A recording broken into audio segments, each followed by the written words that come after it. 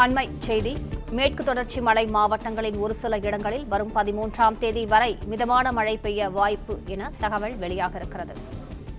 கூடுதல் விவரங்களை செய்தியாளர் மாணிக்கத்திடம் கேட்கலாம். மாணிக்கம், விவரங்களை பதிவு பண்ணுங்க. தென்மேற்கு பருவமழை நாடு முழுவதும் முன்னேறி இருக்கக்கூடிய சூழல்ல மழையினுடைய தாக்கம் மேற்கு தொடர்ச்சி மலை ஒட்டிருக்கக்கூடிய இந்தியாவுடைய மேற்கு கடலோர பகுதிகளில் அதிக தாக்கத்தில் இருக்கக்கூடியதை பார்க்க முடிகிறது. இந்த சூழல்ல தமிழ்நாட்டிலும் மேற்கு தொடர்ச்சி மலை ஒட்டிய மாவட்டங்களில் அடுத்த வரக்கூடிய சில தினங்கள்ல மழை பெய்வதற்கான வாய்ப்பு இருப்பதாக வானிலை ஆய்வு குறிப்பிட்டிருக்கிறாங்க.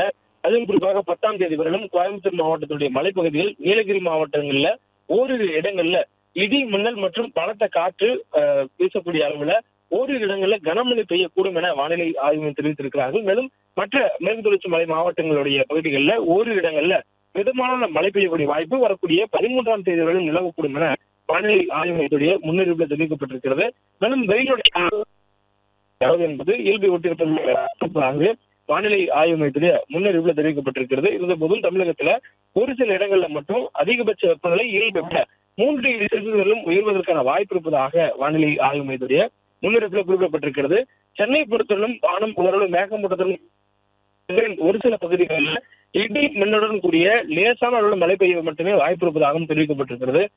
சென்னையில மீண்டும் வெயிலுடைய தாக்கம் பகல் நேரங்களில் அதிகமாக இருக்கக்கூடிய வாய்ப்பும், குறிப்பாக அதிகபட்ச வெப்பநிலை 30 வெயிலுடைய தாக்கம் மீண்டும் நாளையும் இருப்பதற்கான வாய்ப்பு சென்னையில் இருப்பதாக வானிலை ஆய்வு மையத்தில் சொல்லப்பட்டிருக்கிறது.